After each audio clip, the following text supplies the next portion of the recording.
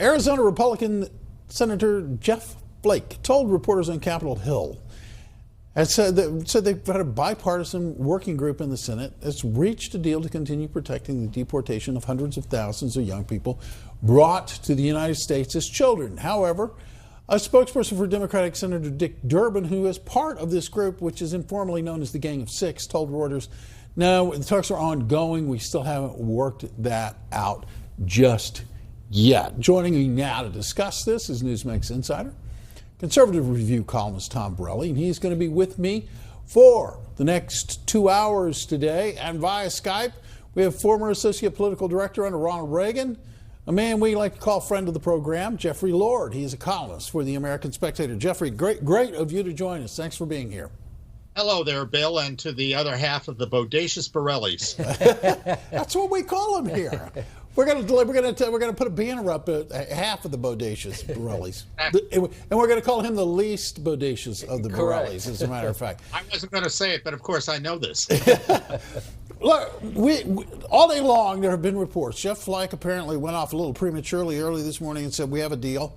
No sooner he said that than Dick Durbin said we don't have a deal, and that's important because Dick Durbin is a member of the Gang of Six on the Democratic side.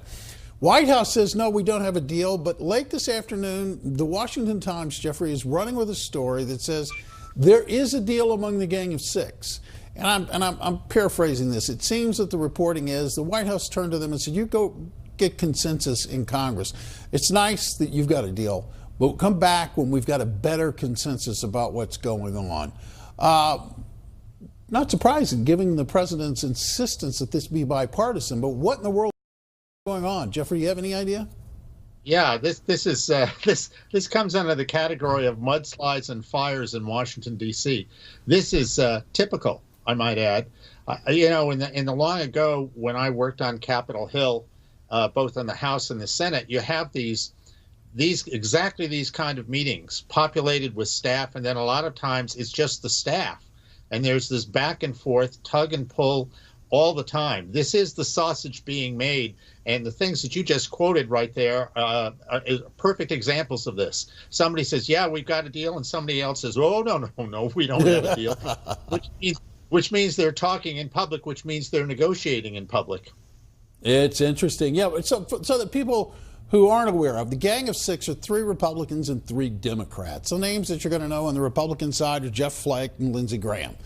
Senator Cory Gardner's on there as well. On the Democratic side, it's Senator Dick Durbin, who is the one threw the fly in the ointment early today.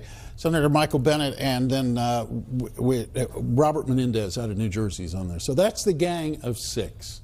Tom? You can bet in the case of Senator Durbin has been around a long time. Yes. He knows every nook and cranny of the sausage-making factory. So you can believe that statement that he issued today was with reason and purpose. Jeffrey, taking a step back and looking at the politics of the situation, I'm kind of skeptical that the Democrats really want any kind of a deal because a lot of their base is full resist. Wouldn't they be putting themselves in some type of political peril if they actually do a deal with President Trump and really deflate and demotivate their base? Yeah, Tom, I think you've got a point there. This Trump derangement syndrome, which is fairly widespread. We saw some of it in Hollywood the other night, but it's particularly strong with this resist business. And there are people out there who want no part of anything to do with Donald Trump, and they don't particularly care what the subject is. So, yes, some of these people are going to have trouble with people in their base who think just don't deal with him, period. Well, that is a really radically sad comment. I mean, and I don't mean that in any other kind of way, except I'm genuine about that.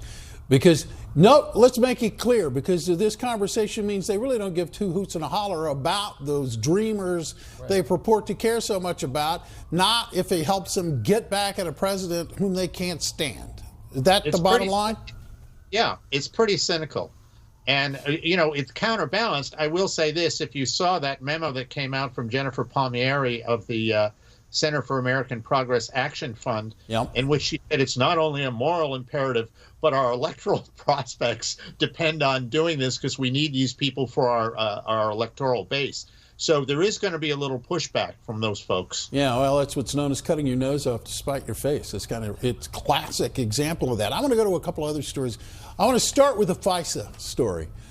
Did pass the House. There was some confusion about whether it would or it wouldn't, but it did pass the House. Senator Rand Paul has already indicated he appears to be quite ready to do a filibuster on this because he believes that the FISA laws need some additional protection in it. We have learned, Jeffrey, under the Obama administration, that in fact government is radically misusing the FISA laws. And in fact, in 2011, the FISA court itself had to reprimand the Obama administration for their overreach and their overuse of FISA.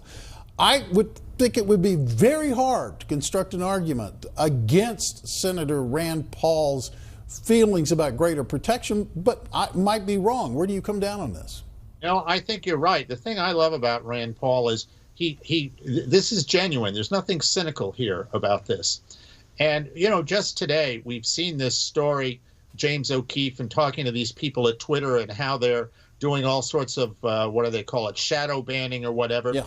Whether it's Twitter or Google or Facebook or FISA warrants, the fact of the matter is that we live in an era in the 21st century where data on individual Americans is all over the place, and the possibility of abuse is serious and has to be taken seriously. So I think this is a good time to have this discussion as any, and good for Senator Paul. Yeah, Jeffrey, I'm kind of surprised that the House passed it with such a big majority, given the fact of late, especially with the investigation of President Trump's, campaign team. They were essentially being spied on, and really shows that the deep state is not theory, it's actually real. And with that as a backdrop, you still had the House overwhelmingly giving this power back to the deep state. I'm not surprised that it passed, but I'm surprised it passed by such a majority in the House. I was a little surprised at that myself, Tom. But we will see when we get to the Senate on this. That's why the system's like that. It isn't actually the way it works. What do they call it? The cooling saucer for the hot tea or whatever.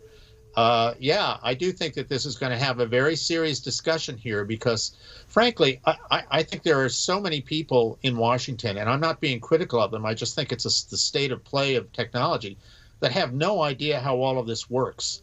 And they're concerned about it, and they have a right to be concerned about it. Well, yeah, I would like for them to be concerned about it. I would like for there to be a nice, good discussion about this. So, if you're looking for a terrorist whose last name begins with B, why do we need Borelli in the mix? I mean, I don't. Exactly. For the obvious reasons. We're laughing about that, but that's the truth. It's just like, come on. It's not open season to go spying on anybody and everybody. It's supposed to be on foreign sources and foreign agents. And somehow the American public has been sucked into this, and there is no argument about that.